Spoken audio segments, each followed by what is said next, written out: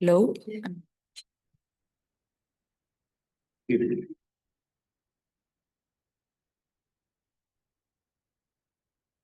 Hello, everyone.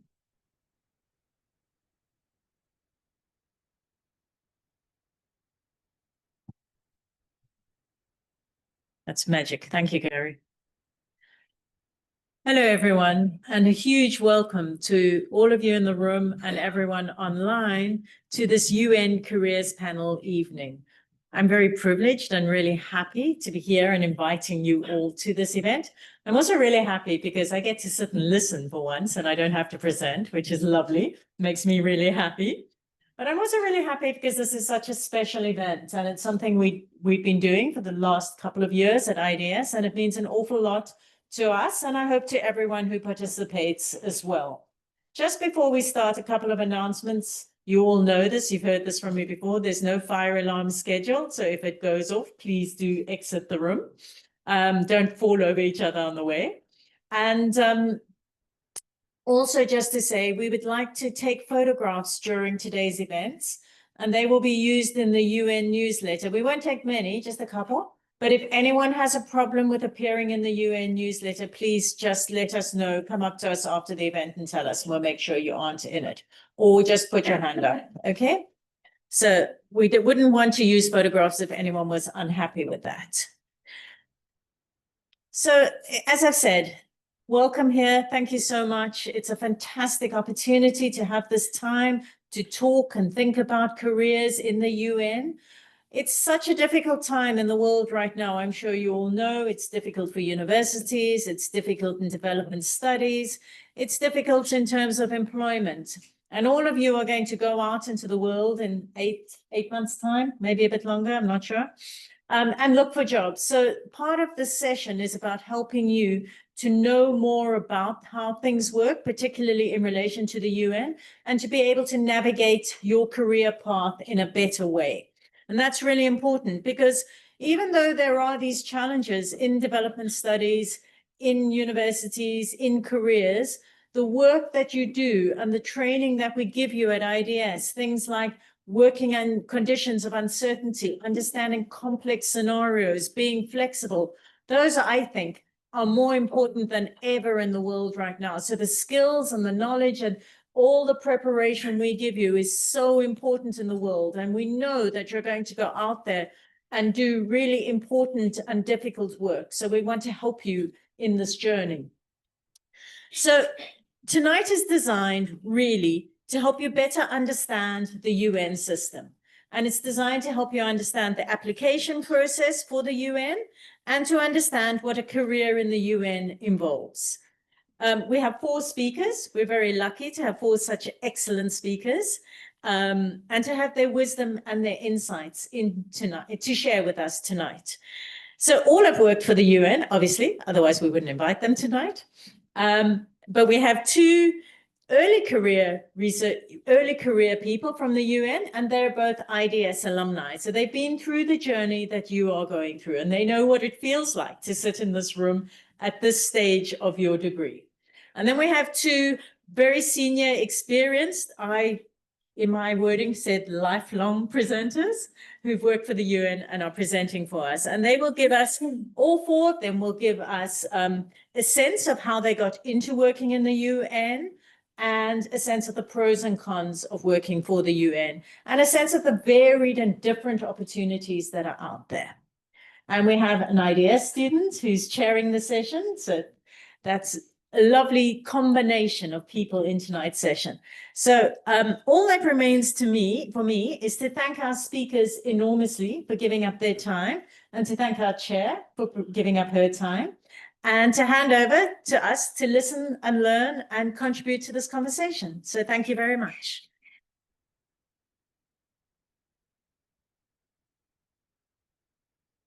Welcome. Thank you very, very much for coming. As Linda was saying today, we're very honored to be joined by 4 exceptional professionals from the UN. We have Stephen, Nicholas, Zainab, and Ross with us. We hope that for the next 1.5 hours, we'll have a very good opportunity to learn more about their careers, the UN system, and answer some of the questions that might come to our minds when we think about a career in the UN. We are joined by two members of BAFUMS. I hope I'm saying that right, BAFUMS, Stephen and Nicholas. BAFUMS is the British Association of Former United Nations Civil Servants, which in 2015 established a career paths program with the objective of bringing the experience of workers in the UN to associations, groups, and societies in UK universities. Stephen has had a long career with the UN Food and Agriculture Organization, the FAO, where he held several leadership positions across Asia and at the FAO headquarters in Rome. He served as the FAO representative to Indonesia and Timor-Leste, and earlier to Lao PDR. During his time in Rome, he headed FAO's Knowledge and Capacity for Development, where he helped establish FAO's e-learning program. Prior to joining FAO, he worked with the intergovernmental agency CAP International in the UK and with the Inter-American Institute for Cooperation in Agriculture. In a nutshell. Yes. Nicholas, he served as the UN resident coordinator and the highest level representative of the UN in China since 2016 until his retirement. Prior to this, he served as the UNDP Deputy Assistant Administrator and Deputy Regional Director for Asia and the Pacific. He has also served as the UN Resident Coordinator in Bhutan and previously in various capacities in UNDP, including the headquarters, Vietnam, Pakistan, Ghana, and Ethiopia. Zainab and Ros, they're both IDS graduates. Zainab is not with us yet because she's actually attending the COP, but she will join us soon. She is a feminist and a gender and international development specialist with over 7 years of experience.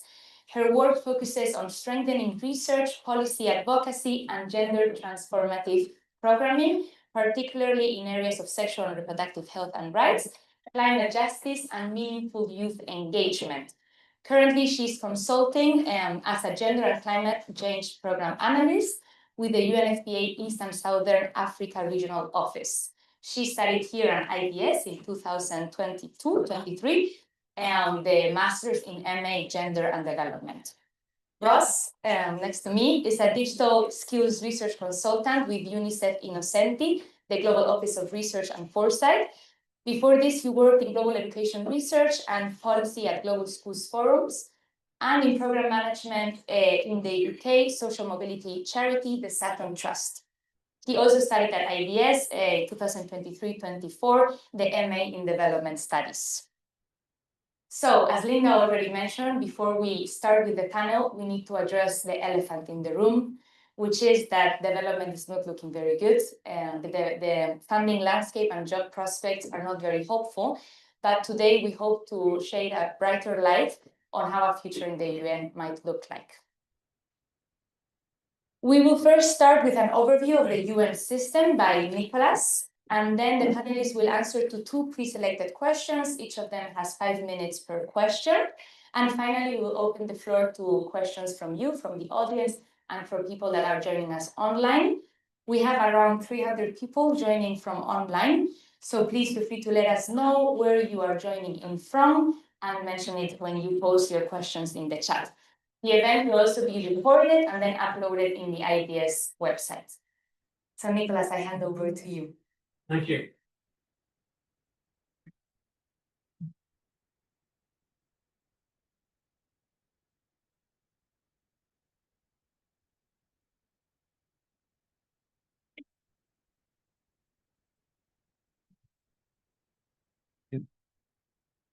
Thank you.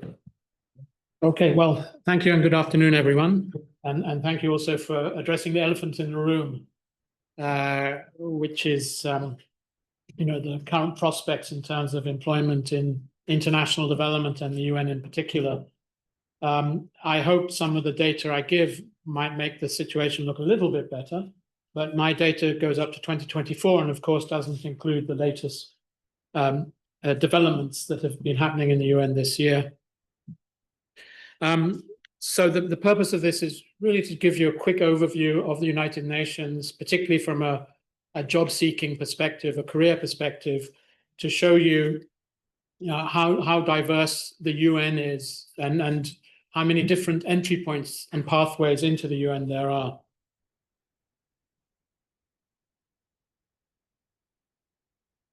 The one way of looking at the UN is in terms of the major roles of the UN, and that's peace and security. A lot of people, when they think of the UN, think of the General Assembly and the Security Council, and definitely a key central role of the UN is in terms of peace and security. But there's a lot beyond peace and security, including on development, which of course is of interest to you. Many agencies are working in development. On humanitarian affairs, many agencies are working in humanitarian affairs, and human rights, which is cross-cutting across most of the UN system. So if you're looking at the different functional areas of the UN, and you're looking at careers, I mean, one normally would start looking at entry points in one of these areas. As I think one of my main messages is how diverse the UN is. And this is just a sample of a few of the logos of some of the bigger UN agencies. One can look at it in more depth here. This is the UN system, the official organization chart of the UN system. And this really shows that for most people, they will only work in a tiny fraction of all of this. And it's important to point out that while there are 30 departments of the United Nations that report to the Secretary General, there are another 37 more or less independent agencies, funds, and programs. Each has to do its own fundraising, each has its own governance, its own executive board. So there is a very wide spectrum of independence within the UN system, which when you're applying, one has to bear in mind in terms of the regulations, the recruitment processes, and so on. Just to give a little bit of flavor in terms of the UN revenue, it's peaked in 2022 and has gone down a little bit in 2023, 2024, but it's still around 67 billion. So when one's looking at the fact that the resources are going down, it is from a figure of 67 billion or so. And certainly in 2025, this decline will, I'm sure, continue. But it's actually gone up about 40% in the last decade. So even when one hears all the alarmists talk about cuts, perhaps 20%, even more than 20%, that would still mean the UN in real terms, it must be more or less the same size as it was a decade ago. So that's, in turn, that means there'll still be opportunities in terms of employment. Another way to look at it, though, is agency by agency, and I'm not going to go through it in detail, but it does show how skewed a lot of the funding is to certain agencies. Some of the big names have been in the humanitarian sector, which are undergoing a lot of downsizing now. The World Food Programme, the Refugee Agency, UNICEF, and less going to development. And that's been a historical trend, actually. It's not something from the last year or two.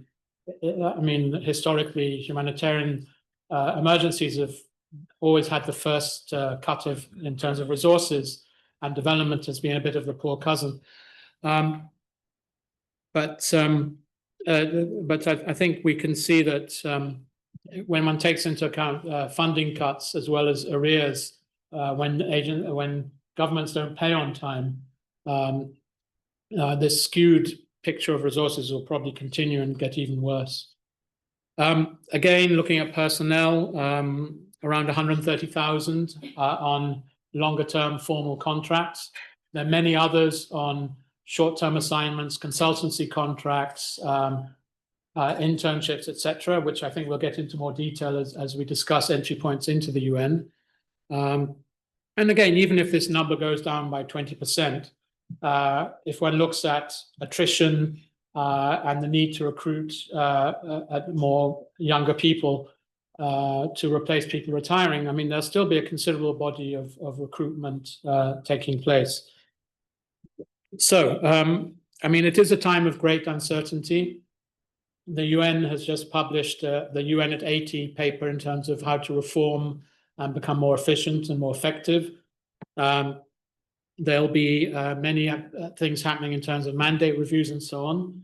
But I think the core work of the UN will continue, and there will still be employment opportunities, even if at a slightly reduced scale, which we'll be talking about next. So, thank you.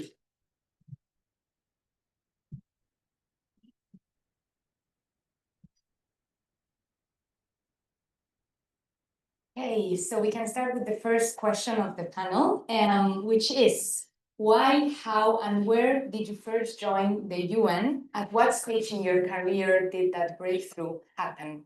Zainab is not yet with us, I think.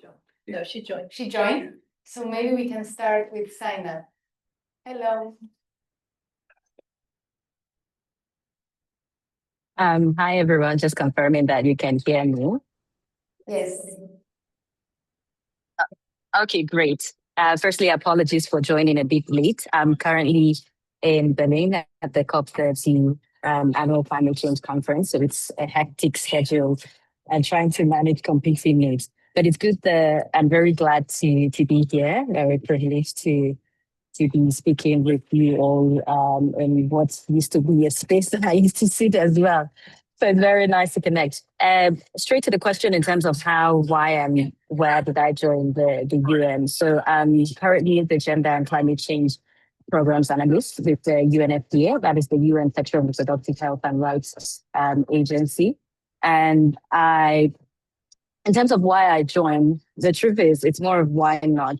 I've always been an activist. I've always been an advocate for gender equality, which may seem, saying you're an activist or an advocate and saying you work in the UN, some people might find it ironic in a sense, but because, I mean, being able to have to maintain neutral stance in terms of political opinions and things like that, but it is not limited in any way. And so for me, the core of the work that I do, my passion is around gender equality and across various intersections, sexual reproductive health and rights, climate justice, governance, and issues as such. And so that passion and the work that I was already doing was an opportunity, was a reason, and also something that moved me closer to the UN and the role that I am. And in terms of how, it is interesting because currently I'm an international consultant. And so what that means is that I'm not necessarily a staff of the UN. I currently have a contract that is being renewed periodically with the UN. And so in terms of how, I did not necessarily go through, say, an interview process or having to have series of application. My case is quite interesting because I would say, which maybe would already lead me to answering some questions. Networking, I would say, being able to engage, first of all, build experience before I got into the the UN rather, and being able to be very actively engaged and putting myself out there and networking. I think I would say were all the interactions that came together to get me my current role, because it was a situation where, of course, there is the consultant pool that you apply for, really. But my situation happened in the sense that it was just right after my graduation of my master's at IDS. And then I was actually reached out to by my former supervisor.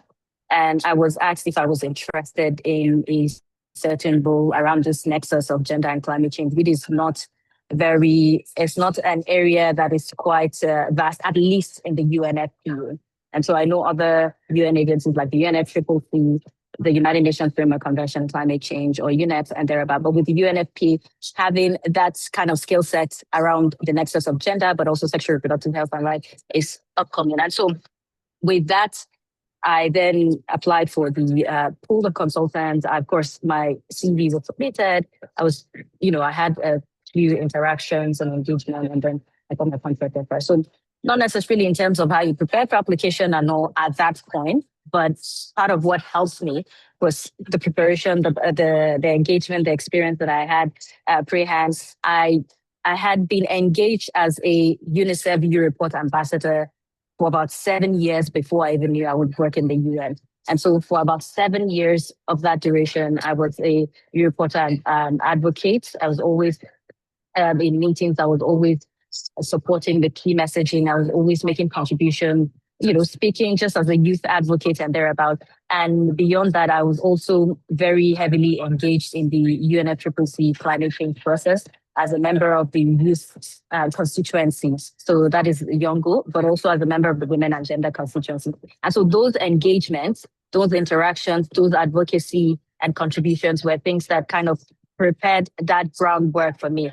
And also, I think putting myself out there in terms of the work that I do, being able to write and speak about the contributions or my opinions, being able to contribute to thought leadership and issues like that. Apologies, I have gotten into some other questions, but essentially it's less for me to build that context as to why, how, and how did I get to join the UN. Keep saying the UN. And then in terms of what my daily role or work entails, first of all, like policy advocacy is a huge part of the role, which is what I am doing here at the COP30 conference, specifically following the negotiations on gender and climate change. So one of the key outcome of COP30 is to ensure that there's an adoption of the renewed 10-year gender action plan. So part of that is being able to be in those negotiation rooms, being able to influence and advocate for core issues for UNFPA, sexual reproductive health and rights, being able to also engage, organize side events to create awareness about these issues, being able to also amplify some knowledge products that have been worked on. So policy advocacy is a huge part of the role that I do, but also research. So being able to also conceptualize a research intersection, being able to write, be able to research. I try to disseminate some of those work and also communications and things. So I'll just leave it here for now. And then if there are more follow-up questions, happy to take those.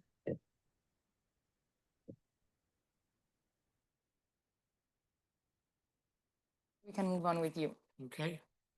Not sure. Yeah, you have to hold it, I think. Yeah, it's you, yeah. Well, how I joined the UN, I have to say up front, is probably not a realistic pathway nowadays. But certainly when I joined, it was one of the opportunities, and I think there's still some opportunities the way I joined, but much less than back then. I joined the United Nations in 1986. It was after studying here in the UK. I studied economics. I was at a bit of a loose end after university. I wasn't entirely sure what I wanted to do with my life. I knew I wanted something with an international dimension. I wanted to work with an organization that's to some extent had a consistent values with my outlook. And in a however small way, I wanted to work for an organization that I felt I could contribute in a small way to in terms of social impact. So I tried for something called the Junior Professional Officer Scheme, which is where a sponsoring government pays for 2 years of work experience with the UN. And in my case, I went as an economist with UN Development Program to Ghana. And I found the work extremely interesting. The level of individual empowerment very high in terms of managing project portfolio. And at the end of the time, I wanted to stay with UNDP. I competed for what they call the management training program, and got a fast track entry through that. And after that was posted to Ethiopia, and I found that every time a new assignment was like changing to a new job, a new career. Each job was different in terms of its challenges, in terms of understanding the environment one was working in, the local culture, the local history, and it never got stale. I mean, it was always extremely interesting. One learned a lot from country by country. I think one learned to be quite humble in terms of development and really looking at how people themselves drive development. It's not something you can impose from outside. So I stayed with the UN and went through some very interesting experiences. Thank you. Thank you very, very much, Nicholas. Russ, would you like to tell us about your experience? Of course. Thanks for having me here. I just graduated from IDS, had our graduation in January, so it feels quite surreal being back here. So I really hope everyone's having an amazing year and that you get as much as you can from this, from your masters. And just referencing the point about the current climate, I find a lot of community and solidarity among my cohort, which has been increasingly important as the development sector becomes more challenging. So yeah, just a bit about my journey in UNICEF. For context, as Danielle mentioned, I'm a qualitative research consultant for UNICEF Innocenti. So this is UNICEF's, obviously UNICEF working on all things related to fulfilling the rights of children. Innocenti is its global office for research and foresight, which means that it does reporting and monitoring of issues related to children. They do a State of the World Children flagship report, but also applied research on all things related to different areas affecting children, which I can talk more about in a little bit.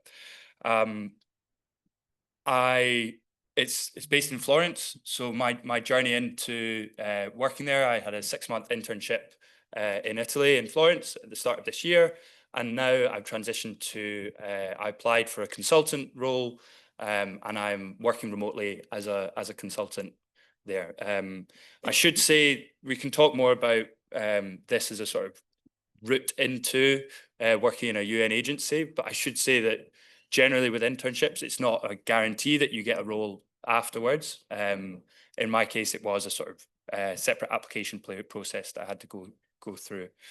But a bit on sort of why I wanted to work at UNICEF and how this fits into my career. So I was very keen to work at get experience at a big organization. Prior to my master's, I'd worked at a couple of education NGOs, but they were quite small. I think the biggest one was about 40 people. So to come into an organization which is sort of staff of tens of thousands was quite a change. I wanted to work on international issues, but was interested in, as a white Scottish man, where might be an appropriate place to do this.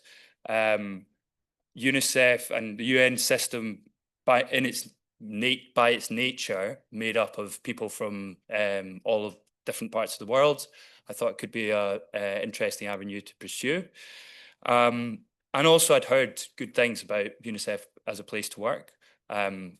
Again, affected by a lot of funding challenges at the moment, but I had a very positive experience with an amazing group of colleagues from all over the world, not dissimilar in terms of the makeup of colleagues that you have in your masters. I'm aware, quite conscious as I say this, about working with colleagues in UNICEF from all over the world, of the makeup of 3/4 of this panel of being white men, but please take my word for that. So a little bit on this, on what I have done in my experience so far. So I worked, my internship was with the education unit of Innocenti, and I supported a project which looked at schools across about 15 countries with similar levels of resource, and what are the things that are the behaviours and practices in these schools that make them outperform other schools when they have similar levels of resource. So for me, one of the amazing things I've drawn from the experience in general has just been exposure. First of all, to research project of this size, you know, even the qualitative data from this is from over 1,000 individuals. But also in terms of multi-country studies, the fact that UNICEF has country offices in 180, 190, however many countries in the world, means that access to being able to take part in research, which through relationships with government is not something I'd seen on that scale at all before. And now I currently work on a smaller project that looks at what skills young people need to thrive in an AI world.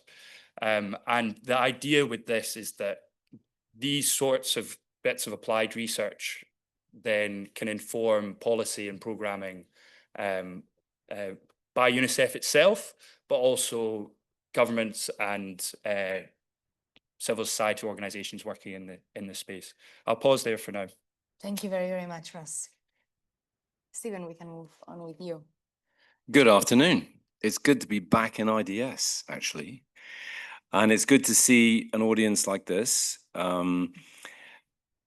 I started my career as a researcher. I'm actually an agriculturist. I worked postdoctorally on a research program in Brazil. So I moved there at the age of 25, beg your pardon, 25.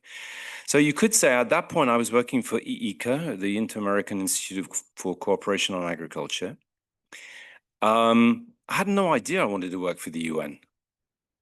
Absolutely no idea at all. I then moved into research, a wider research program at the regional level in cocoa. And it was a very technical project. Ran for 6 years between 6 countries. From there, I moved, when that project wound out, I got a job working for what was then the Commonwealth Agricultural Bureau, CAB International now, because it takes non-Commonwealth members. So really from the age of 25, I was working in an intergovernmental arena between international bodies. And I think one has to accept that the UN is one facet of that. There's a whole branch of organizational complexity which works in the international space, but isn't the United Nations. Regional bodies, even international bodies that work in that space. As I joined CABI, I began working with IDS in the context of information and knowledge sharing and communication, which had nothing to do with agriculture, really. It's a broad scale spectrum. You get into the digital world. CABI had a lot going in those days in terms of the early days of the internet, and nothing like the social media concept that you have now. And that's how I started to work with FAO.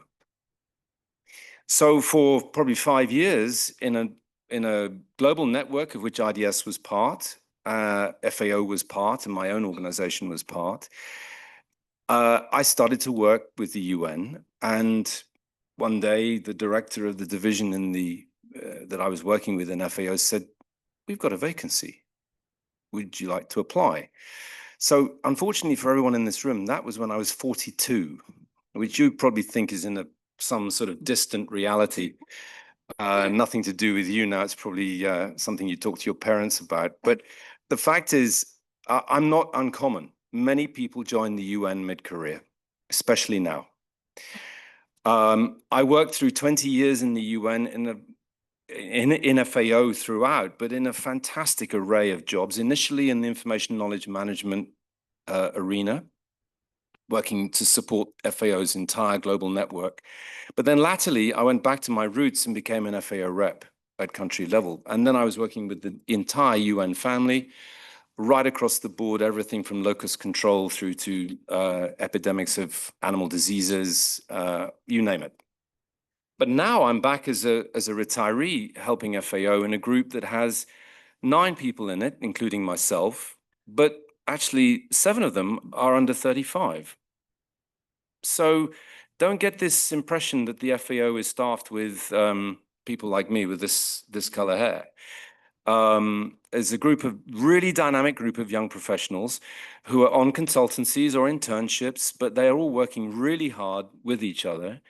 And I would say, okay, it's a specialized agency, but I think many organizations across the UN are like that. They have young workforce. You go into the canteen in Rome, you don't see people like me. You're seeing people like the ones in this room. And I think that's what we have to keep a hold of. There are numerous opportunities short term, which will get your foot in the door. We'll talk about that later. Thank you very, very much. It was really interesting to hear how different all the entry points are to the UN system and also the ways that you can stay within it. Truly interesting to hear from it. Thank you. We can move on to the second question, which I think is a very useful one. Maybe we can start with Zainab again, if you can hear us, which is related to advice. What advice would you give to anyone in this room that would be interested in joining the UN? Thank you, colleagues. I think before I jump into that, I just want to also agree with what some of the panelists have also said. In relation, I can really relate to saying I did not dream per se of working in the UN, or maybe at least not at this stage of my career. I joined UNFPA about 2 years ago. It's 2 years now, by the way.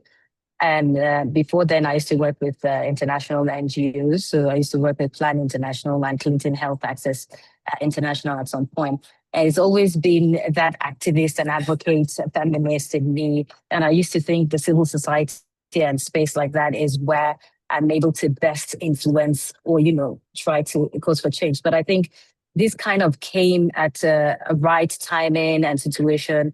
And so I can relate, and also with what the last speaker said about, I can relate to people thinking you get to the UN at, say, mid-career level, not necessarily early career to an extent. But then, like you say, different paths, different people have different journey and success. In terms of advice, and I see some comments coming through in the chat, in terms of advice to give to anyone wishing to join the UN, and I will speak from my own perspective. As you've heard, all 3-4 of us have different ways as to how we found ourselves in the UN. From my perspective of what I've seen and experienced, I think it is very important to network. I've seen a few comments talking about, having this expertise in terms of the academic professional skill set, but not being able to, maybe through applications, not being able to get a response on Zoom. That is a very common situation. I think it's important to have the skill set because it's almost like preparing yourself, getting ready for opportunity. My role required a master's degree in gender. And so me studying at IDS kind of positioned me for that situation. So very important to have those skill set, but also very important to, of course, apply, but very important to network. I do not take spaces like the COP, the climate change conferences, or any other global or even national spaces. I do not take them for granted because most of my experience as a youth advocate, as an advocate for girls' rights, gender equality, it started from these spaces. It started from being very vocal, advocating, using social media platform, but also being able to improve on my public speaking ability. I think that was part of the reason why I got a lot of opportunities in engagement at the global scale. And so before the UN even came in the picture, I used to be in global stage with world leaders, advocating and speaking about the reason why certain issues around sexual reproductive health and rights and gender equality should be at the center of discussions around climate justice and gender justice. And I think those engagement was what gave me that opportunity where sometimes I'm in rooms with the CEO, with the executive directors, and not even knowing, but just doing what I was doing and being able to also contribute in terms of writing to thought leadership, being able to express my views, my political stances, backing them up with evidence and data. So putting myself out there, I think that created that opportunity where you don't, of course, like I said, you have to have the skill set, your experience, your expertise, have a lot of experience. But I think that created that opportunity for that journey faster for me than even just having the master's alone or just applying through the regular channel. Of course, it is important that we apply through this channel, but I think being physically in these spaces and let your work speak for you, I think is one advice that I would say whenever you have the opportunity to be in global spaces around the causes or issues that you work on or you care about, I think you should take it. If you're interested in climate change issues across all the several thematics of cross-cutting, the Climate Change Annual Conference is one that you should work towards being here physically, or at least start by joining maybe any of the constituencies, volunteering, trying to understand what is the political discourse, what are the technical discourse as well. And also in terms of research, where you could come in and contribute. If you're interested in issues around gender equality, the CSW, Commission on Status of Women, is somewhere you should be looking at. If you're interested in sexual reproductive health and rights, the CPD is somewhere you should be looking. So there are various different events that are happening globally, even regionally as well, regarding whatever thematics or areas that you're interested in. So I think for me, I would always say, do not sleep on networking, do not sleep on being able to showcase yourself. It exposes you to a wide range of people and contacts where you would, you would see someone that is even a hiring manager, or you will see someone, like I say, that is an executive director, and they will point at you and be like, okay, we want this expertise or skill set in what we're doing, and are you interested? Now, not to say it's that easy, because a lot of effort also goes into it, but I would very much hammer on connection. If you cannot be here physically, I think LinkedIn is absolutely a great platform to also connect with and make sure that you're very engaged, you're very active, showcase your work, what you do. So don't be shy to showcase your work or your expertise. Write something, write your opinion. It could be an op-ed or something. Just try and share what it is that you're doing or what it is that you're interested in. And yeah, I'll pass it on to my other panelists. Thank you very much, Zainab. Yeah. Yeah, I think that was very good advice, and maybe related to what Zainab was saying. I think it's important to look beyond academic qualifications. It's necessary but not sufficient for most jobs to have a postgraduate degree, a master's or beyond. But the UN agencies, the UN system will also be looking at other requirements, which include 2 working languages of the United Nations, which include looking at work experience. I mean, I think when I joined, work experience, you could gain it within the UN system, essentially. So I could join straight from university, more or less. Now that's impossible. They'll be looking for 2 to 3 years work experience. And that means you need to do, as Anna was saying, in terms of doing consultancies, short-term work, internships, and so on, to build up your resume. So it's really not a linear career anymore. Like many other areas of work, one has to be willing to be quite flexible in terms of the opportunities that come up, and one has to maybe look at joining mid-career, or do some work, move out, and then move back in later on in your career. So I think it's very important to build up that practical experience in international development, in human rights, or whatever your specific topic is, with a view to maybe looking at the UN, not necessarily as an entry job, which if you're fortunate you might have, but it's quite rare, but also as a midterm aspiration or goal, midterm goal.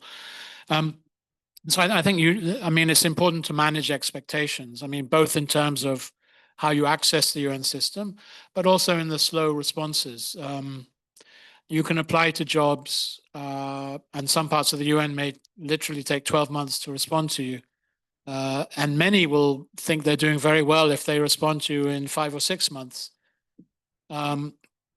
So, I mean, one has to manage the expectations and be quite patient in terms of how you interact with the UN system. Networking is important. Jobs are all advertised, and in that sense, it's quite transparent. There are various websites where jobs are posted, whether they are short-term, whether they're permanent contract type jobs, whether they're internships. All of these are required to be advertised. But in some cases, maybe some candidates have already been pre-identified before the job is advertised. So to have some interactions with in the area that you're interested in working, if it's a country office, to have already been in contact with that office in the country where you want to work. I mean, all these can help you a lot. Yeah, and I think also to, I mean, in joining the UN, I think most of us who've worked in UN have found it a very positive experience. But one also has to look at the fact that it can create strains in terms of family life and so on. And particularly if you're traveling with a partner, that can be difficult sometimes. So again, it's important to manage expectations and look at how one can gradually build up to a career in the UN rather than immediately. Thank you. Thank you, Nicholas. Russ. Perfect. Thanks both. I think I agree with a lot of what's been said already, and to echo exactly what Zainab said at the start. I mean, I can only speak from my own experience with this, and feels very generous talking about careers in the UN when my experience there has been less than 1 year so far. I would just to build on a couple of points that were mentioned, but on the experience side of things, so I'd worked for about 5 or 6 years before I did my master's, and I think with the cohort of interns I was in, we were all between like 26 and 30, so most had experience before we started. So I think in terms of getting opportunities when you've had a bit of experience is absolutely right. Also, where you get that experience, I think I see the experience being useful in where you can show it aligns most closely with the role that you're after. I know that's a very obvious point, but just with so many applicants that come through, I think the clearer you can make that, the better.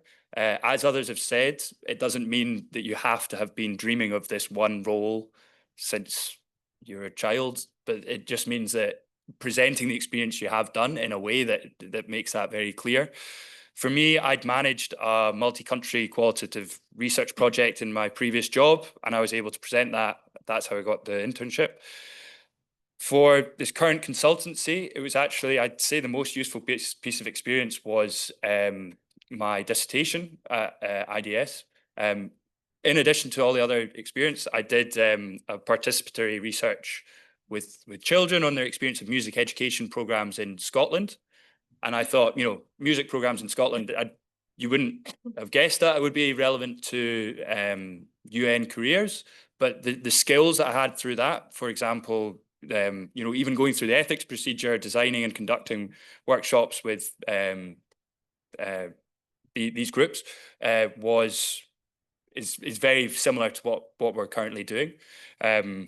So I think perhaps a practical tip in terms of making the most of this year is think about through your term papers, but especially dissertation can align with what you're interested in and perhaps what you are looking to do afterwards.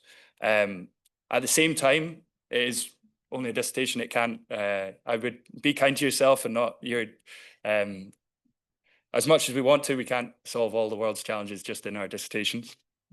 Yeah. Well, if you can, tell me how.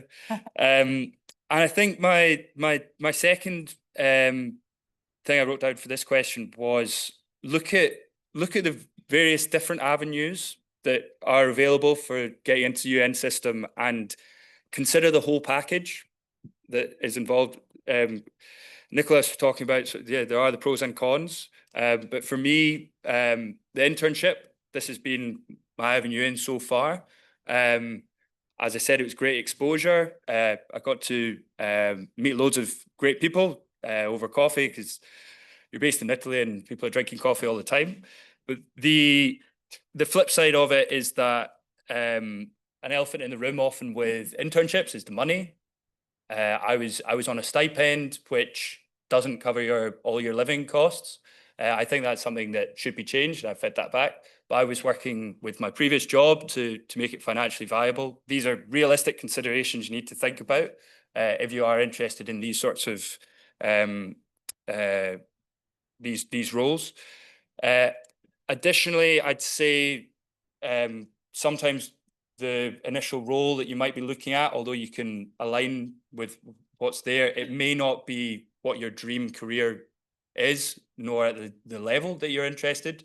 I think the level of responsibility in my internship was slightly below in my previous role. At the moment in my consultancy, I'm very happy with the responsibility I have, but that's something to consider. And then last point on consultancy contracts, obviously Zainab and I are both consultants at the moment. At this stage, I see that as being much more common than applying in for sort of permanent jobs. Although there are lots of cuts happening and fewer positions available, there are positions available, and it's possible that, you know, where there is less work within the sort of permanent staff, if it reduced capacity, there are more consultancy positions. And again, consider that whole package. It has a sort of flexibility. I can work wherever in the world, but there is the jobs insecurity that comes with it. With next year, when my current contract is over, that brings uncertainty with that. And final point on just the different avenues available, what we said about looking at different jobs boards. UN volunteers is one that I assumed all the positions would be voluntary, but actually there are paid positions there. It's worth looking at, and UNICEF jobs board as well. National offices, depending where you're from, often open positions for people from that country, which is obviously a smaller pool than would be from a whole international applicant pool.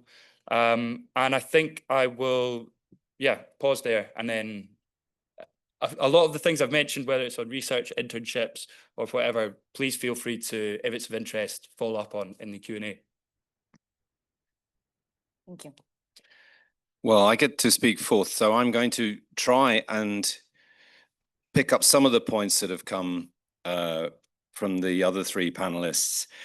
I think the key point, you could say this almost any job, is you need to make yourself stand out. Not to depress you, the formal application process on posts, where you have an announcement, a vacancy announcement, and you apply, if it's a professional level post in FAO, let alone in UNDP, is going to have hundreds of applicants. Right now, those are put through AI at first screen.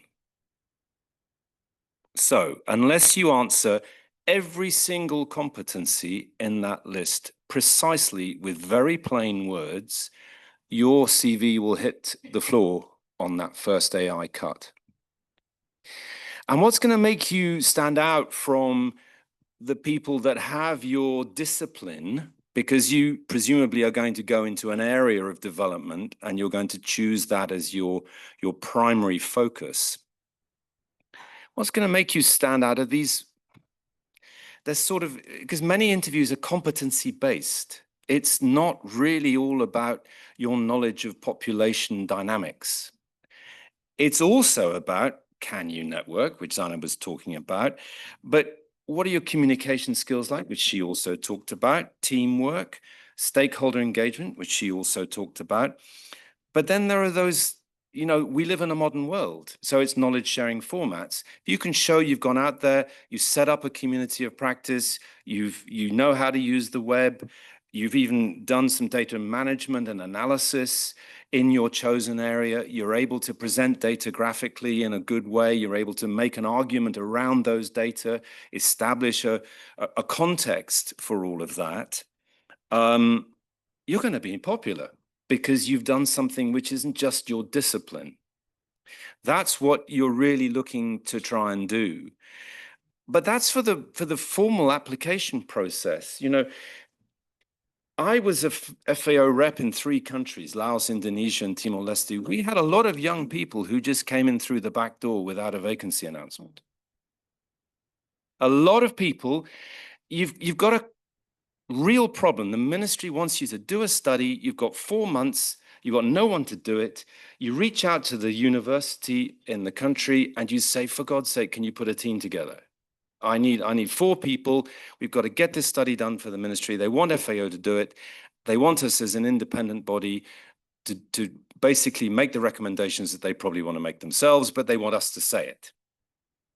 So lo and behold, your team of 4 materializes with no vacancy announcement, no interview, and they're just there. It's quite a common route at country level. And many of you are going to be probably knowledgeable of the UN offices in your country.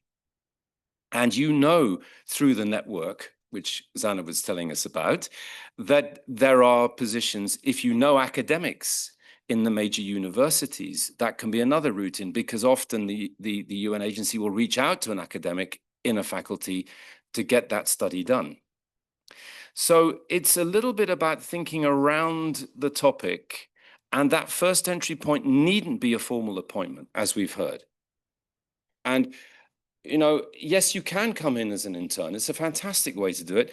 Some of them are self-funded. And if it's New York, heaven help you with the visa and the living and la. So you could talk to Donald, but he might be a bit busy. It's probably better to not try and go for an internship in one of the major hubs.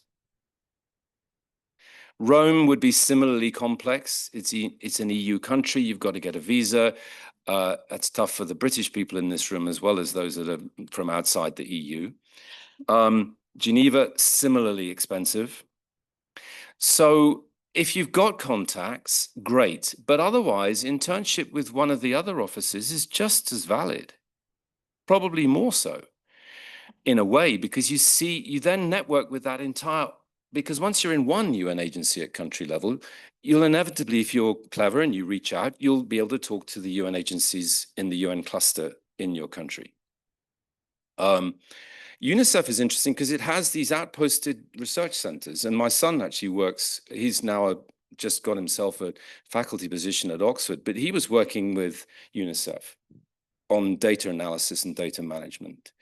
And people don't think about these aspects to the UN. They think about, you know, either food boxes coming out of the back of airplanes if it's World Food Programme, or they think about the General Assembly.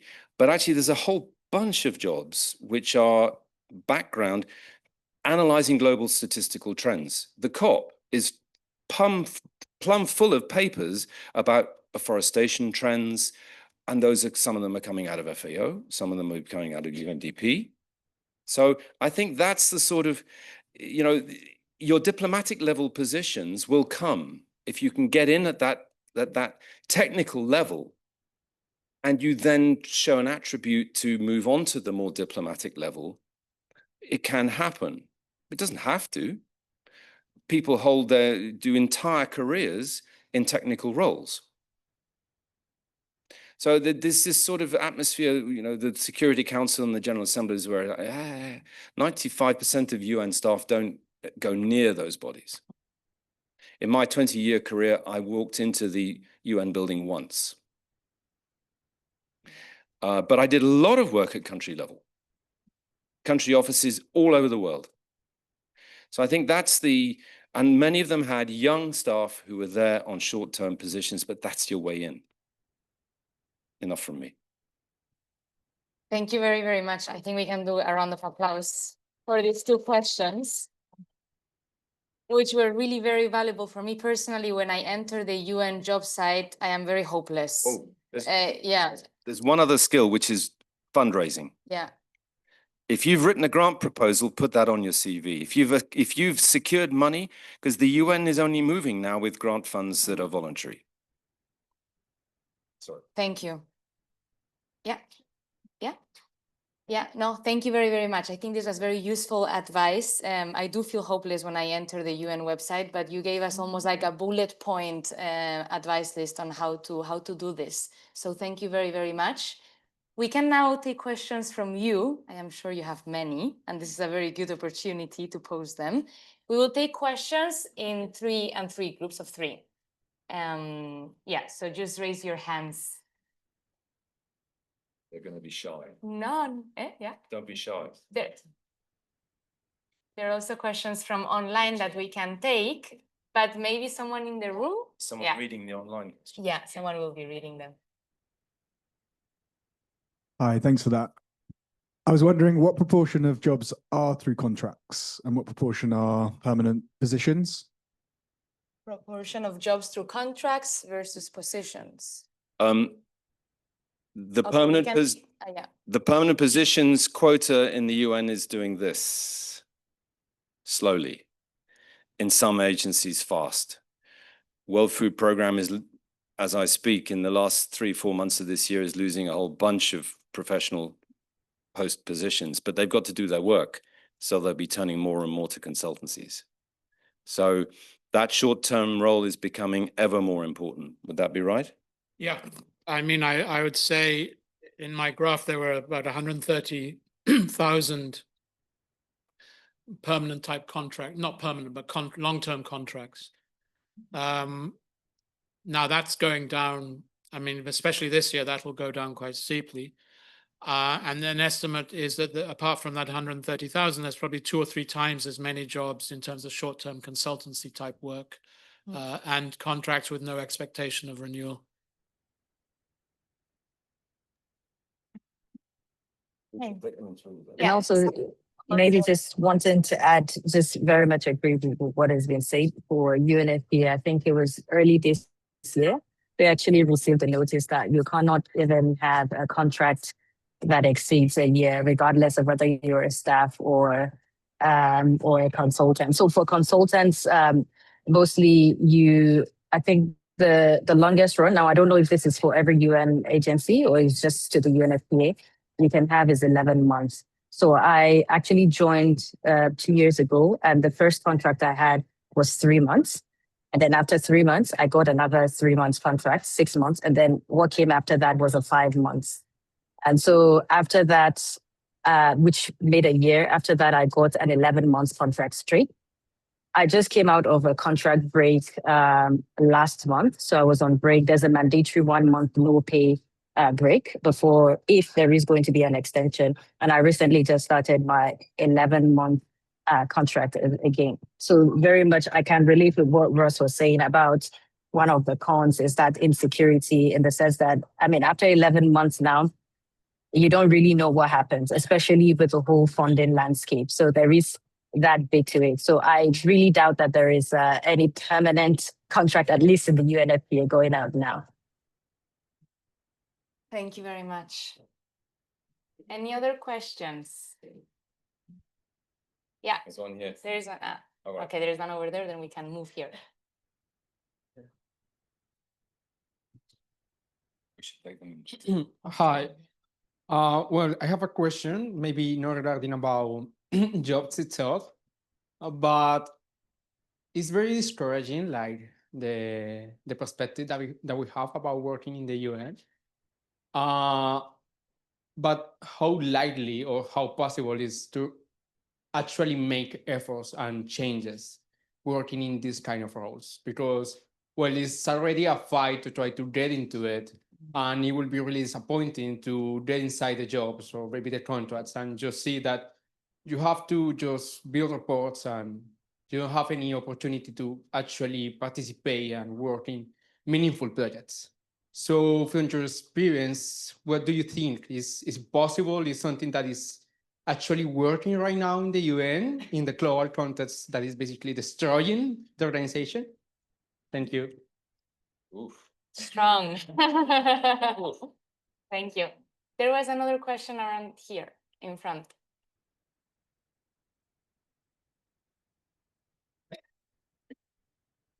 My question was more on the future of the UN. I know there's a lot of discussions on UN reform, and also the idea of some agencies merging, such as UN Women and UNFPA, and I think FAO and WFP. I don't know what stage those discussions are at, or if that's just rumors being spread in different discussions.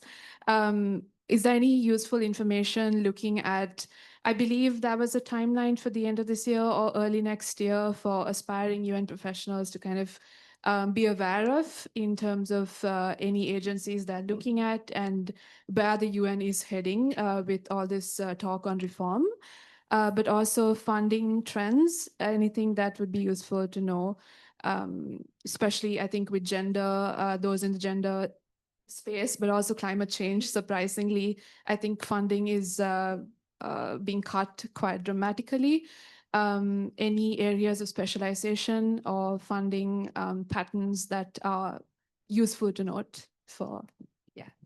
Thank you very, very much. We can maybe answer this too. Is there hope for change and what's the future? Well, yeah. Always hope. Yeah. Always have to be positive, I think. And I think the UN over the decades, I mean, it's 80 years old now, has gone through crises on and off. Its relevancy has been questioned in the past. This current period is very difficult. But I think at the end of the day, the UN is the apex organization for international cooperation, and particularly on peace and security, but beyond that in terms of setting standards and norms on development, you know, whether it's civil aviation, whether it's food standards, whether it's health, public health standards. I mean, there needs to be international bodies, apex organizations that deal with these. So I think the fundamental basis of the UN is still valid. And I think actually most people in the world, which is what the UN Charter says, we the peoples. It's not we the governments, it's we the peoples. But also governments. When one is sitting in some countries, one either doesn't read much about the UN at all, or what one reads is quite negative. But I mean, in all the countries I worked, the image of the UN was very positive. And the UN was seen as a very valuable partner, both to civil society as well as to the government. So I think, I mean, this is a very turbulent time, not just for the United Nations, but for the international approach to global issues in you know, overall. And I think we have to work our way through it. But at the end of the day, whether it's on climate change, whether it's on international diseases, whether it's on sustainable development in general, I mean, I think the UN is still in a central position on these issues, and will bounce back. I mean, it's not automatic. I mean, we have to accept, we can't hide our heads in the sand. We have to accept that the UN needs renewal and reform. All the post-World War II international structures of global governance need review and reform, and that certainly has to happen. And the UN has to be more efficient and more effective, and maybe is doing too much and needs to focus more on core objectives. But I think at the end of the day, there'll still be the UN, and there'll still be opportunities within the UN to work. I won't the UN80 has a lot of recommendations on reform, but a lot of that is to do with processes that have to be enacted and which may not happen for some time, and will need the assent of the member states. So I think it's a little premature to comment in detail on those, but maybe someone else will. Thank you. If I could just add a little bit, thank you for the questions. Yeah, excellent. The first one, I agree with the point on needing reform, but the how possible is it to make change? I think it is possible, but only as part of, with the UN system, as part of a wider ecosystem. And I mean that in two ways, in terms of nature of sort of institutions and organizations, but also in terms of the work that is done. So, as I've said, speaking from UNICEF, the fact that it's got relationships with government, it's able to have an entry point to have these conversations with ministers about what you think should be done in whatever situation, in our case informed by the research we've done, I think can be very powerful. The flip side of that is, this massive multilateral organization is naturally quite bureaucratic, and and I think it needs to be complemented by these much smaller, grassroots organizations and initiatives, which can be a lot pluckier, more vocal, faster to call out certain issues and faster to act sometimes. Although I think UNICEF in emergency responses is quite quick. And then secondly, in terms of the work, I think, I mean, for me, this is a question about, does conducting research create change? And I like to think that at least the people in this room believe in that somewhat. But I think, again, it's useful being able to shine light on certain issues. For the education project I worked on, it was bringing from rural schools in Chad positive practices they're doing, elevating those to a global stage, and then being able to, if something's got a UNICEF stamp on it, I think, maybe call me cynical, but I think people do listen to it if there's a UN agency logo on something, and you hope if that's acted upon in policy and programming, then it can create change. And then on the funding, I mean, I don't know the specifics, especially related to gender and climate. Perhaps Zainab can come in as the gender specialist at COP. But in general, I think it's worth noting that although there has been funding cuts, a lot of work that we've seen has been in education is often grant funded by private philanthropy, private foundations, which means that there is the work still happening, and it's not as simple as just everything is cut. It's like some bits. The project I was working in was actually recruiting because they still have the money and they're still looking for staff. So yeah, it's complicated is the short and unhelpful answer, but I'll hand over to anyone else. Zainab also online wanted to comment. She should. Yeah. Yes, and I completely agree with what has been said so far, especially with what Ross just mentioned in terms of, is it encouraging or discouraging to work in the UN at the moment, and if you can actually make change. I do think it depends on, the institution. It depends on what you are passionate about, where you are. Your team also matters. And the culture, the work culture in that space, I think is also I think there are a lot of dynamics to it. But I do think that in terms of the essence and usefulness of the UN, one of its pros, it's the highest level of international civil service. So you have those access to governments, national governments, international global spaces. Like Ross was saying, having a UNICEF logo or UNICEF name upon something, you can access decision makers that would not necessarily maybe respond to you if you were to be a grassroots or civil society. Not to say that is how it should be, but you have that access and that opportunity. And I think it helps for me working around policy and programming. I am in a situation of having access to, before coming to COP, because part of our influencing is trying to ensure that the gender action plan that is being adopted at the end of COP has specific references to an acknowledgement of sexual reproductive health and rights as an entry point to be able to, weave in that nexus, but also be able to access a climate fund to be able to address some of the impact that are climate related on women's health, prevention of gender-based violence and whatever. So we had opportunities to bring together negotiators. These are country negotiators that are in this room right now debating on talks. We had, some ministers, parliamentarians, because it's the UNFPA collaborating with the UNFCCC. And agreeing that this is a role or a position that allows me to be able to make change in the sense that I've got strong affiliations with the women and gender constituency, which is more of the advocacy, the activism, the whole chanting and all, which is what I used to do, and I still do, by the way.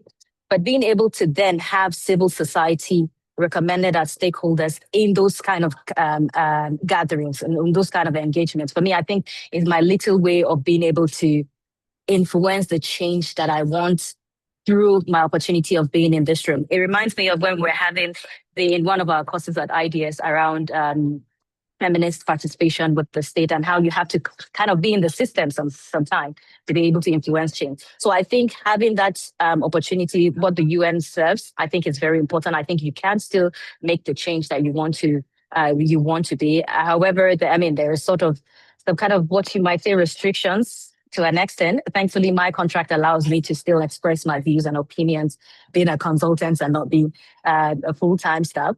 In terms of the merging, it is true. UNFPA is being considered to merge with UN Women. And there's a third one, actually, I can't remember the name now, has already been answered. It's not a tomorrow, next year situation. So the proposal is actually being assessed to see what the benefits of that, and also making sure that the specific unique mandate of UNFPA around population and sexual reproductive health and rights is not lost in the whole broader gender equality conversation. So there is a lot of assessment and discussions and negotiations that will go into that before anything is being finalized. On funding landscape, yes, there is funding and there is cut to every and anything. And I'm somehow caught in that intersection of sexual reproductive health and rights, but also climate change. So there is cut of funding from every situation. But like what Ross said, in these very difficult, complex situations, there are also opportunities that are opening up. Like I said, the nexus of SRHR and climate change is one where it is growing, and even having that expertise and being able to influence change is an opportunity. In as much that there are cuts to development, climate finance, I think, is one huge opportunity that needs to be assessed. I don't think, climate finance, people always think, it's only for climate related issues. But the truth is that there are a lot of cross-cutting issues. So especially when you're talking about adaptation, you're talking about adaptation around gender, just transition, care work, you're talking around GBV, education, employment. So there are different ways. And then with climate funds, like the Green Climate Fund with the GEF, with the Adaptation Fund, the opportunity to be able to assess that. Now, those funding can only be assessed in collaboration with national governments. So those are part of being able to having the opportunity to assess those funds in the future is why we're doing this groundwork of making sure that our intersection on SRHR is being recognized, acknowledged, and gets into the policy. So there are this funding, and I think one of the panelists mentioned something about having a skill set in being able to write grants. I think that is absolutely critical. Sometimes I joke with my colleagues, I'm like, I'm a programs analyst, but I do policy work, and I have written a lot of grants and proposals trying to secure this funding, trying to, you have to take as much opportunity as come. I am on a project that is currently being funded by the African Development Bank. So it's a project that is being implemented through an external grant. So now it's almost like, trying to secure funds from every and any opportunity. And part of that is also being able, accountability mechanisms is very important, because not until you ask for, at least I'm speaking from the context of climate change, not until you demand for climate action that is gender responsive, can you then weave in issues of women's health, issues of diversity, issues of intersectionality in there. Not until climate action caters to those needs can you then say, okay, we need means of implementation, we need financing and funding. So being able to weave in those intersections. I hope that answers the question to an extent, but thank you. Thank you very, very much. Yeah, of course. Just a couple of points, because I think we've heard most of the aspects of this. One aspect we didn't talk in terms of cons, in pros and cons, is there is a lot of competition within the UN. Agencies in a tight funding environment, believe me, it's not just the last 2 years, it's been forever. You talked about FAO and WFP, the institutional overlap between those two is not trivial. And my job for the last 2 years, part-time with FAO, is to try and improve interagency collaboration and reduce competition. But it's there. And the classic statement, if the UN didn't exist, you'd have to invent it. Yes, but maybe you wouldn't invent it the way that organogram was that Nicholas put up. It's a very, very institutionally heavy structure. A lot of managers. At country level, Nicholas and I were discussing, do you really need diplomatic level representation from 20 agencies? Probably not. The problem is, to change the structure, you need 195 member countries to agree. So actually the Secretariat, the UN itself, can propose these changes, and then you have a block of countries that say, no, we don't like that. We don't want, for instance, UNAIDS to be abolished and merged into another agency. We insist that it stays. So what seems like a very logical thing to do may not actually happen. But the last point I wanted to make is when I joined FAO, USA was out, hadn't paid its subscriptions, its dues for 4 years, and the organization didn't fold. It actually re-entered with a change of government, paid all its arrears, and stayed a member until a certain president removed them, and not actually withdrawn from FAO yet. So these funding cycles do come and go, and there's a tendency at the moment to think it's all gloom and depression, not only that because of Ukraine and a lot of bilateral funding disappearing, but as we've heard, there is funding in the UN. It just may be a little bit different to what went before. Thank you very much. We're going to move on to questions from people joining us online. This is from Claire. What are the entry options for technical people? I'm assuming a PhD in chemical and process engineering. My research area is basically lowering emissions in petroleum refineries by introducing renewable feeds. Do I need a social and policy qualification to increase my relevance to UN careers? And this is from Evans. Are there any job opportunities for people with disabilities, i.e. hearing impairments? And this is from Christine, who's pursuing a PhD in law at the University of Warwick. She's made numerous applications, but none have been successful to UNICEF. She finds it disheartening. Is there any advice for her? She just feels there's something about the application process that is not so transparent. Maybe I'd take the technical question first, but Zainab may also have a view on that. I think what's important as a technical person, the qualification we just heard would be quite relevant to both UNEP, the UN Environment Programme, and also to some extent UNDP. It's not so much that you need that extra qualification, you need working experience. And you need to get that in these other skill areas. An academic qualification won't necessarily get you where you need to be on that. I did a pure honours botany first degree, and then I did an agriculturally related PhD, and look at where that went. So I think, you're only good in terms of your subject matter of your PhD on your first job. After that, nobody cares really. Fair enough. So I can maybe speak to Christine's question on UNICEF. So it was around the application process seeming opaque, transparency. Well, I think the application form is not particularly nice. It's it feels very cold and personal, and especially if you apply for something and don't hear back, then I understand that being disheartening, and I've felt that as well. The point made earlier on these things taking time, I think is it's true. I think I applied for the internship, and it was about 6 months later that I started the role. So it's not a year, as was mentioned, but it still takes time. I think other than that, I would say Stephen's point about it being sort of AI, the sort of initial filtering process, whether through AI or just generally, you know, just very rapid cutting down, does take place. I was informed that, you know, if you're applying for a role that says you need 5 years of experience and you've got 4 years and 11 months, say you've got 5, because if on the form it says does not have 5, you're out. But when it comes to interview stage, you can say, look, I'm just below the threshold, but this has all been relevant. And you can then at that point, you're speaking to humans.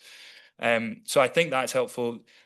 Other than that, I would say that sometimes when they ask for proposals, financial proposals, technical proposals, I accept those are difficult. And there's often there's not a lot of guidance for that.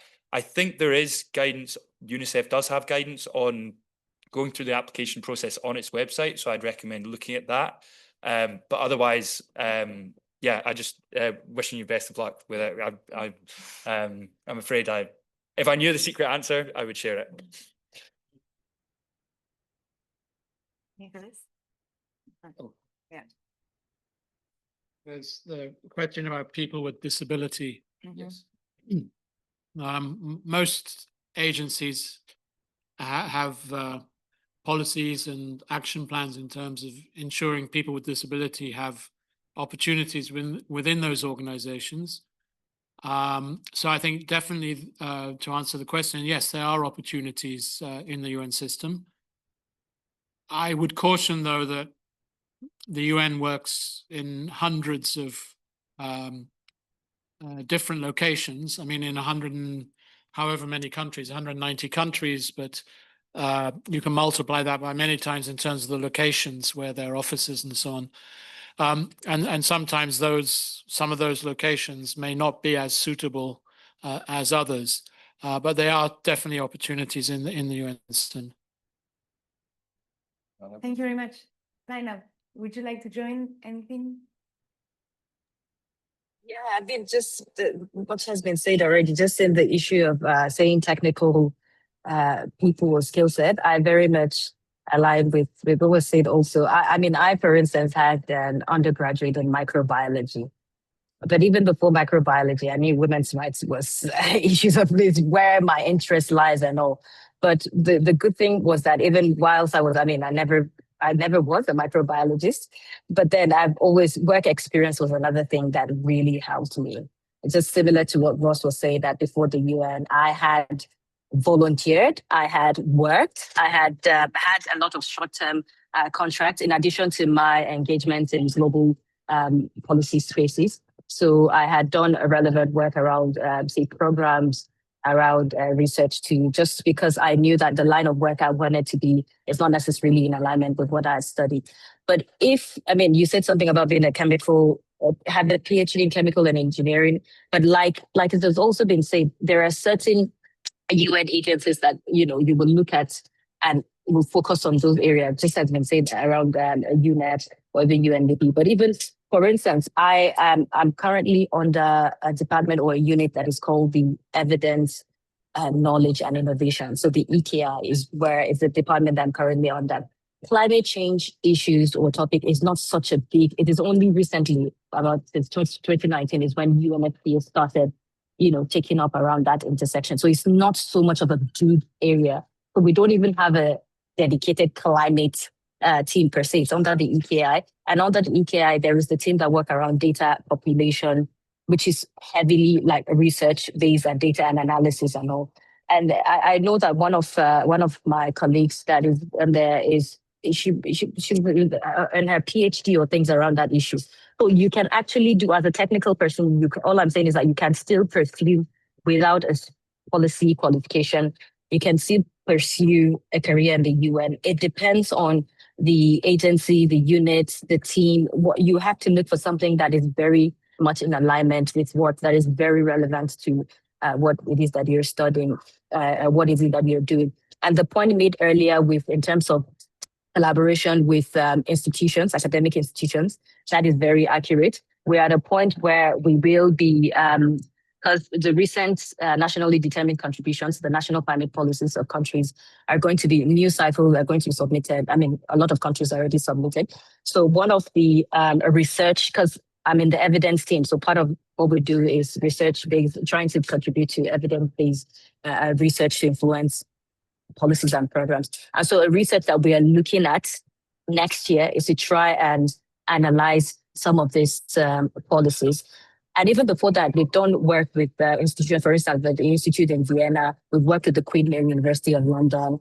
We're looking at perhaps collaborating with Oxford. We even had a collaboration with the London School of Tropical Medicine, where we had some master's students help us conduct some research for their master's program. And so it was like a kind of collaboration. We told them our areas of research, our interest area, and they picked what was aligning with their master's studies. And I'm talking for my team. This is my team and working on what we do. And I think there was one around some population statistics and maternal health intersection. We had one student write her thesis around that area. So that is a kind of building, an opportunity to build experience. So you already have a sort of direct collaboration with the UNFPA. On her CV, it is going to be there. Not that she necessarily worked for the UNFPA, but she engaged and worked with. So those are like tiny entry points, you can say, or a way to already build that experience that you had. Now, when we have that situation, if she were to become a PhD student now with say any other academic institution, and then we have a bigger research, it's very easy for us to go with, oh, we have worked with this person before, we have engaged with them. It's very easy. We have seen their work, we've seen their capacity. It's very easy for us to say, these are sort of the preference, these are sort of the candidates that we are looking at and hoping that they can scale through whenever there's a call for application or maybe service procurement consultancy. I hope that helps. Thank you very, very much. So unless there is any other burning question, I think this is the end of the event. If I may add something, I think what should give us hope in the UN is to know that there is people like you that have been part of the system and that are still working within it. So I think that should be hopeful. Thank you very, very much for your time.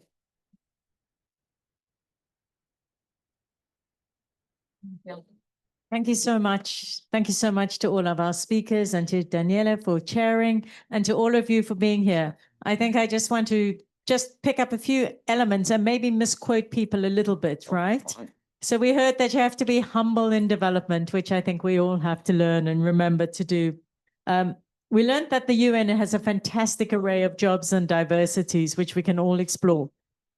We learned to be kind to ourselves and that dissertations will never solve all the problems in the world. Remember that one. We learned that you can work in the UN and never go into UN buildings, which is interesting in itself. Apologies for misquoting here.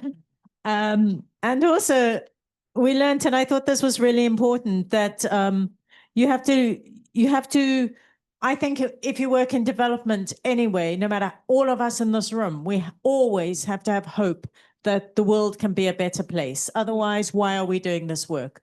So I think that's so important, but more important than that, I think we bring about change every single day in tiny ways that we don't notice. And when you look back on your life, you might see it. You bring about change in how you work with people, in who you work with, in what you work on.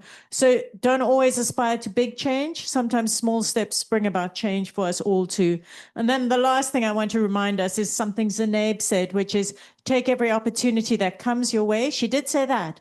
But then what she also said in a kind of different kind of way was, but when you're in that opportunity, fight for the next opportunity. Think about and plan and work towards the next opportunity, whether that's writing grants, whether it's making networks, whether it's thinking about raising issues. So that's just my very short takeaway and summary of what sounds like fantastic opportunities for all of us. And so don't go away feeling doubtful, go away feeling really upbeat about this huge space that we've been shared information on and that is open to all of us to enter into. Thank you to our speakers again.